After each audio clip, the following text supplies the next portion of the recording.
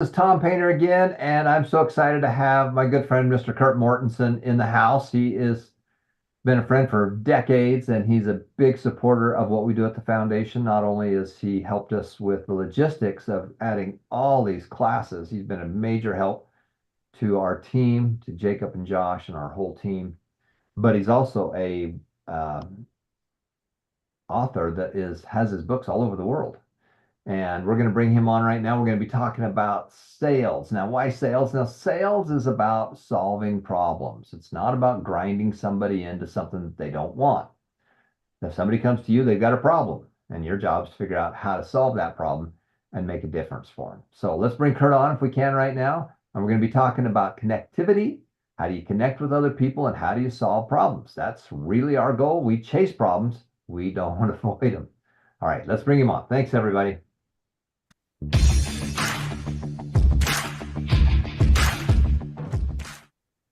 All right, this is Sales School number 3. Welcome back. Are you doing the homework? We've talked about some mistakes and blunders, how to fix those. We got into the world of trust. As you work on that, people trust you more. It's glued to everything we're talking about, especially in the sales process. And do remember, we all sell for a living. Our ideas, our thoughts, our children, our neighbors, product, service, whatever it is, we're all selling something. And we really need to master this skill. So along with that trust, the next little piece of that too, it's got a little puzzle piece, is likability, or what I call connectivity. So the question of the day is, do people like you? Are you sure? Because you know that annoying person that no one likes, that person that rubs you the wrong way? You know where I'm going? The person that thinks they're funny but they're not? That could be you. That is you. We're all annoying people. You can get along with people that are like you. Anybody can do that. But true sales, even true leadership, is selling everybody, getting along with everybody, understanding everyone, adapting, like we talked about, to the personalities, to their styles, to their culture, to the age. That's what a true salesperson can do, and that's where likability comes from. It's interesting that 90% of people rate their people skills as above average, and we know that's not true. This is a skill that we all need to work on. If you're thinking, oh, I'm done, I don't need any more people skills, everybody likes me, woo! Yeah, I'm just saying, not true. We're always working on this. In fact, your homework should be just go to the mall, go to the shopping mall, and make friends. Make friends. Because as we've talked about, millionaires and successful people, they have more friends. They have bigger networks. More people like them. More people respect them. That's part of success in making that happen. How do you get anybody to like you? So again, this is what I call connectivity. Hey, how long do you have? Seconds? The cement dries fast. It does. That first impression, you don't have a long time. Now, can you fix that first impression? Probably. It takes a lot of energy and effort and hours of time when you can just do it right the first time. The cement dries fast. I mean, think about it. When you meet someone for the first time, within seconds, like, don't like, trust, don't trust. That's why we're spending time talking about this. Now, you can fix it, again, your first impression, but why spend the time? Just do it right the first time. So let me talk about 4 areas that you can work on, from the short term to long term, likability to connectivity. The first one is your appearance. People should judge on appearance and attraction and how you look. They do. When someone's approaching you on a street, you're judging their appearance. That's how we are. And there's 2 pieces when we talk about appearance. Your physical attraction, you got to look good, look as good as you can. You can't fix everything. This is where people get upset that most CEOs are taller than average. Not fair, but a reality. People judge you on your height, on your weight, the clothes that you're wearing, your accessories. Do you have facial hair? Can you see your eyes? Are all different things people judge on. So we have to really think about this attraction thing. It's also known as the halo effect. In the judicial system in the United States, the uglier convicts get longer prison time than the better looking ones. College students, college professors give better looking college students better grades for the same amount of work. They deny it. It's just how it is. And conventions, they hire good looking people to smile. They know nothing about the product or service, but they're there to smile. They look good. And I'm not talking about being super handsome or super gorgeous. That's a little intimidating. Just look as good as you can. People do judge on, again, height, weight, clothes, all those different things. that they shouldn't, maybe, but that's what the brain does. So look as good as you can. I'm just saying that people judge on different things, and that's something that we can do. So you have your physical appearance, and then the clothes that you wear. Try to dress up a few notches, see what they're wearing. People do judge on your clothes. That's just how they are. So take a look at your clothes. What are you wearing? What could be more credible?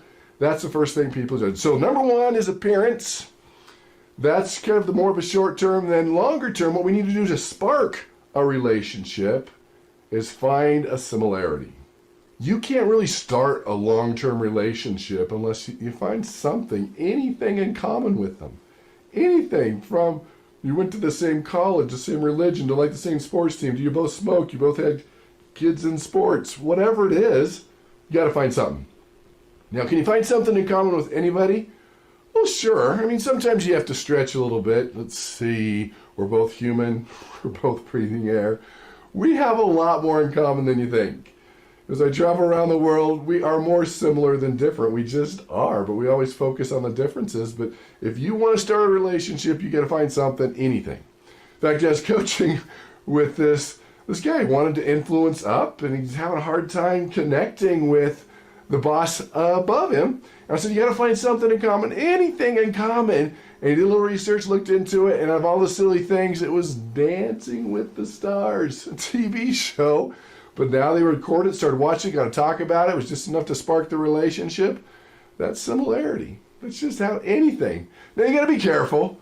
Some people are so, can I put this, rabid about their sports that if you like the other sports team, you're not a likable person. You can do that with politics or any of those. So do be careful that some people are just, if you like the opposing team, you are not human. You're not a good person. You are evil. So do be careful of that, but most people are pretty good with it. Finding some type of similarity, something in common. Couple rules here, just to keep it simple. When you do find something in common, make sure it's relevant to them. If you're like, I'm a Gemini and you're a Gemini, if they don't care, if they don't know, that's not their thing, not a good place to start. Just like when you go into someone's office, they used to teach, you look for something on the wall, like a trophy or a fish on the wall or a picture of their family. I mean, if you talk intelligently about the fish on the wall or the golf clubs, maybe go for it. But if you just bring it up like everybody before you, because you're supposed to, that's a disconnect. So make sure it's relevant and you can talk about it. And number two, something positive. Really, you're a convicted felon too? You serve prison time? Where did you serve your time? Probably not going to connect you in the workplace. So similarities, that's something real, something that you can definitely work on. So then number three, people skills. What's the number one reason doctors get sued? A patient didn't like them. In fact, Harvard did a study and found that 2/3, 66% of people fired from their jobs are fired because their inability to work with people. This is huge. And it's getting tougher and tougher to find people with those soft skills, those people skills. That's how it is. Now, the sad thing is when that person's fired, they're not told, yeah, nobody liked you. You're kind of a mean person. Okay. They're just, oh, well, we just have to let you go, the economy. And they never know they're not a likable person. And that's a challenge. You got to know you can't fix it unless you know what you need to fix. So likability, people skills, this one's huge. So what are some basic people skills? Now, hopefully you've read Dale Carnegie's book, How to Win Friends and Influence People, some basic people skills. Let's go down the list and add some tools to your toolbox to be able to become more likable, to connect with more people. So we've gone from appearance and attraction, kicking it off with some type of similarity. And you don't want to be the cheesy salespeople where everything you do and say you have in common, you say you're from this place and so are they. Careful with that. But this is the people skills. Let's start with basic. Their name. The MRI studies on the brain show that when you say their name, it triggers a pleasure center in their brain, and they do. They like you more. And that's not a function of memory. It's just a function of caring. It's a function of listening. You can remember people's names. So remembering people's name. Good old-fashioned manners that your mom taught you. Be respectful, please, thank you, is all part of that. Remember their name the next time you see it. And I'll add a little bit. Remember something to bring up. For example, if you're talking to somebody and you're like, oh, I'm kind of in a rush. My son's in a championship game. You're like, oh, okay. Put that in a calendar, put it in a notepad somewhere to where next time when you say, hey, last time we talked, you had that game. How did that go? Off the charts. You cared. You remembered. It's all right there. So being respectful too, and is also not demeaning the competition. That hurts you just as much as your competition. You're like, well, Kurt, what if the competition's bad? They're going to steal their money. Well, you can give them ways to find out. Maybe there's a government organization they can look up. Maybe there's a website they can give them ways to find out on their own that that's not a good company to go with. How about a smile, right? Contagious, disarming, it's free. Use it. In retail, sales increase 20% when they smile. Working with customer service agents over the phone, they're talking over the phone. When they smile, it changes the game. We can sense a smile through a phone. We can do that. So a good, real, not a fake, cheesy smile. Good to see you. Make sure your eyes smile with your mouth is all part of it. So a smile is a big one. What about eye contact? That's a big one. So eye contact and listening kind of go hand in hand. So let's talk about both of those. Eye contact. Now, not 100% of the time. That either means you're angry or falling in love, which probably is not a good thing in the business world, what you're looking for.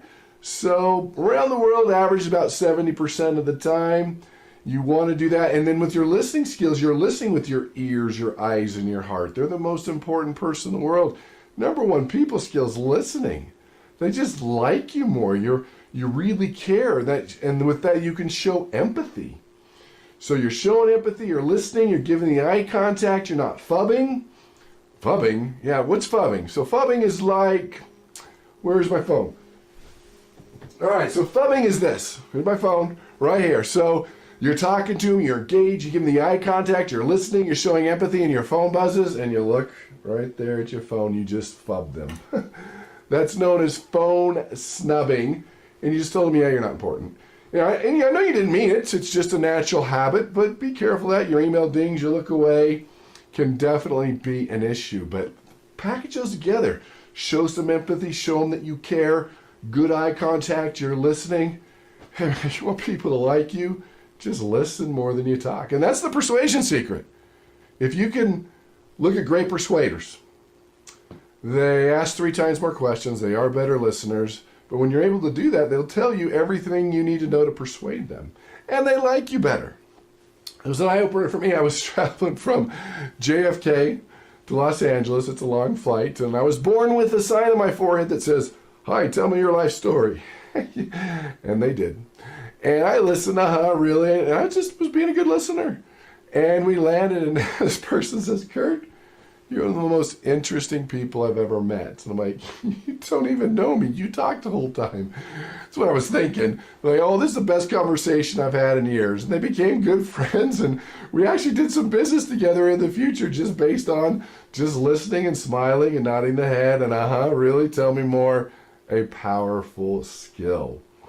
So again, eye contact, remember their name. We talked about that. I'd even add just caring and that empathy, so many different things that you can do in the world of people skills to be more likable. And you just ask yourself, what do you like when people are around you? That they're good listeners, that they're not interrupting you, that they're not trying to supersize you, meaning, well, I went to Paris, I saved up when I was doing this, and they're like, oh, I've been to Paris 10 times. You're like, oh, okay, that's helpful. So you don't want to one-up them, have a bigger fishing story, whatever you want to call it. But you've got this. You can do this to become more likable. Get people to talk about themselves, more questions, more listening, more eye contact, more caring. They're the most important person on the earth. That is people skills. Now, the fourth and final category is rapport. Now, that's kind of a harmonious link, a synchronization between two people. Now, we're going from short-term to long-term. Judging your appearance and the clothes you're wearing, we're sparking things off, getting things going with a similarity. I'm working my people skills. Now we need more long-term as rapport. Rapport is, again, that social synchronization. It is. Maybe that friend you haven't seen for 3 years and you just start where you left off. There was nothing awkward. That's someone you've developed rapport with. And you want to get there as fast as you can with somebody because, again, when they like you and trust you, Influence in sales is easy. It's just how it is. So what can we do for more rapport? Well, I would develop your sense of humor a little bit better. When you get people to laugh and smile, especially now in today's world, wow, it just connects you. It builds rapport. You're more likable. They're easier to persuade. We can go down the list. So work on your humor. It could be a meme. It could be a comic. It could be a video. It could be a joke. If you're not feeling funny, have them tell you jokes. Just some type of laughter, smile. Work on that. That's something you can look at. Your EQ is part of rapport. That's your emotional intelligence, ability to read their emotions, adapt to their emotions, understand their emotions, and that's true for your emotions too. Your emotions in control, you understand why and what you are feeling could be part of that. So humor is part of it. We've got emotional intelligence. I would add one that can help or hurt rapport is proxemics, the study of space. I bet maybe you have a father or grandfather that has their favorite chair. And when a stranger sits in that chair, they don't know about that family rule. Kind of uneasy feeling in the house. And so it's a study of space. Touching something on somebody's desk, standing too close, like the close talker, is part of it. And it's different depending if you grew up in a large city or a small city. Depends how you were raised, obviously. Culture. South America is about 16 inches. North America is 24 inches. Germany's 28 inches. Many places in the Middle East, they want to feel your breath, right? So you've got to be careful you don't violate their space. You don't sit too close to them. You don't touch things on their desk. You don't bring your chair around and sit behind the desk. That's a weird, awkward feeling. Usually sitting on an angle across from each other can be less confrontational. But space is a real thing. I mean, if you ever see a South American talking to a North American, right, the North American's backing up, trying to regain their space, it's different. That's why we adapt and work through it. Another thing that can help or hurt rapport is touch. What? We allowed to touch people? Yeah, I mean, librarians who touched, better evaluations, waiters and waitresses that touch in safe places, better tips at clothing stores, those who touched, right, even on the back, that people shopped longer, bought more. There's something about it. But now with COVID and everything else, right, some people just don't touch. They don't hug. Some cultures touch a lot. It is different, so we have to adapt to that. Again, some people just don't touch. And the reason I bring that up is the handshake. Pretty universal around the world. A bad handshake will set you back 1 hour in building rapport. A bad handshake. An hour. You've had them before, you're like, right? When it's, what are the complaints? Too limpy or too weak, they're holding your fingers, too strong, too sweaty, too cold, too many pumps. Too many pumps, or they come in with a high hand authority handshake, the double-handed politician handshake. There's all these different ones. And now we have the COVID dance, to where we don't know what we're doing. So it's awkward first impression when you're coming in, you don't know, are we shaking, are we bumping elbows, are we hugging, and we're doing all this weird stuff. Hey, give them a few seconds. You can see what they're going to do. If they're coming up for a handshake, do it. Square up your shoulders, good eye contact. Mirror their strength, 2 to 3 pumps. Not a hard thing to do, but a lot of HR professionals will say it's how they decide on job candidates. It's at least how they weed them out is by their handshake. Well, that's not fair. Well, maybe, but you have to have something to weed people out, and that is one that they definitely use. Other one in this area is mirror matching. So when you see two people at a gathering who are in rapport, they mirror each other. They're leaning the same way. Their breathing rate synchronizes. They're taking a drink at the same time. It's all under the radar. It happens. We just do it naturally. And so mirror matching, isopraxism, is just a way for you to accelerate rapport by mirroring them, not mimicking them. If they touch your face and you do it, and then they fold their arms and you fold their arms, you're going to freak them out. This is all under the radar. And a lot of people say, oh, that's just a bunch of woo-woo. And college professors thought the same thing. They go to different restaurants and mirror someone 10 feet away. They take a drink, right? They take a bite, just slowly mirror them. And ultimately, after the dinner, the person would come over to the professor and say, do I know you? You seem very familiar to me. There's just something about that. And so try it out. Again, all on the radar. And I don't really like the term mirror matching. Probably better is delayed similar response.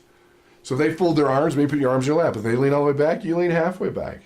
It's just a way people just seem more likable, more like them, and so they like you more. Remember, similarity theory. That's that's part of building rapport. And so there's three areas to do this. You can do body language, mirror their body language. That's something that you can do. Not mimic, but a delayed similar response. You can do the words, like if they say truck or semi or transportation, just kind of use some of the words that you're using, increases the connection. And then, of course, the energy level. Mirror their energy level and bring them up. You know, if you call the depression hotline, it's like, what a depression hotline. Yeah, that's a problem. To where it's a bad example, but you want to mirror their energy and to bring them up. That is a real thing that you can do, mirror and matching. Also add to that too is your body language. Is it open? If you're folding your arms, right, you're kind of a barrier. So we want, gestures. People like to see your palms. I don't have a weapon. That's actually where that comes as a subconscious thing. But are your shoulders squared up? Because if you're standing like this, your feet are pointing away, that's a disconnect. Try to keep your shoulders squared up, good eye contact, open gestures. Not big where they think you're going to hit them or something, but good open gestures and that people want to talk to you. And the final thing here, that can accelerate rapport. It's kind of like finding similarities. It's being more familiar. Yeah. So just being around more, if it's possible to walk by their office door. I mean, you don't want to be a stalker or anything, but the more you're seen on a Zoom call, in the conference room, in the lunch room, in their place of business, you just become more familiar and it's easier to develop rapport. Something just about being seen more. You don't have to talk to them, just being seen more. Study was done with Chinese symbols, showing people Chinese symbols, and these people didn't speak Chinese, but one of the symbols they showed more than the others, and later on they asked which one was their favorite symbol. It's the one they've seen the most. Be more familiar. Political elections, party aside, who do you vote for? Not sure. It's probably the sign you've seen the most. That's how it is. So you've got this. You can do this. Develop the rapport. Let's talk about your homework. Practice in non-stressful situations. I'm serious. Go to the mall. Make friends. Family reunions. Find someone that's going to be your best friend and practice these skills and non-stressful when you don't need them or you're not in a sales environment. So when you do go selling, it's natural part of you and who you are. So go out and make more friends. Practice. Do it now. Not only does it increase your network, it's a valuable life skill. And the network's because everybody you meet can do business with you or know someone that can. That's just kind of how you need to think about it as you make more friends and kind of go through it and make it happen. And be sincere, be genuine, be authentic. That also helps with rapport. It's like that fable of this turkey, right? He wasn't happy being a turkey, and he was always looking at the pheasants, right? The pheasants with the feathers, and he's like, oh, I wish I had a tail like that. Mine's ugly. I want to be more like a pheasant. And so they were looking, and they were dropping their feathers, and so this turkey went and put them together, put them on his back. He was now a pheasant, kind of. And what that did is the turkeys hated him because he was trying to be a pheasant, and then the pheasants didn't like him because he was trying to be an imposter and be like them. So he lost all his friends. So the key is to be real, be you, be genuine, be sincere, show that empathy, make more friends. That's sales school number 3. Do the homework. But man, when they like you and trust you, sales is easy. So there you have it. Do it, make it happen, be more friendly, make the world a better place because you're making more friends, more people like you. That's the drill. Make it work. Do the homework, and we'll see you next time. Thank you so much, Kurt, for being part of our world and helping us to make such a difference in people's lives. And, sales is about solving problems. Sales is not about grinding somebody into a corner. Sales is about adding value and solving problems. And the way you do that is you study successful people. And the things that he's talking about is absolutely true. You think about the people who you like, the people that you trust. Well, what are they doing that other people aren't doing? And then you find successful people and then you copy what they do. You model what they do. You become An actor. Now, an actor, what you do is that there are traits that people that you know that you like. What do they do? And how do they do things? Your goal is to be similar to the way they do what they do.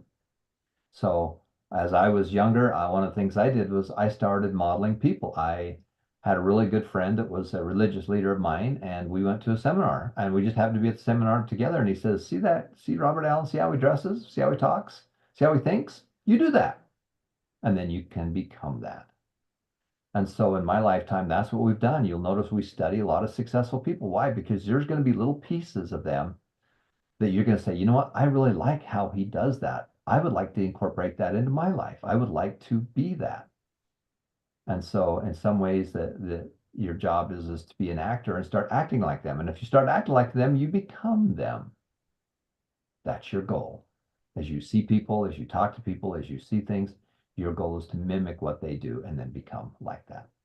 So this is Tom Painter. Thank you so much for watching. We're going to say goodbye to our friends from around the world. We're going to come right back for our next section. Thanks for watching.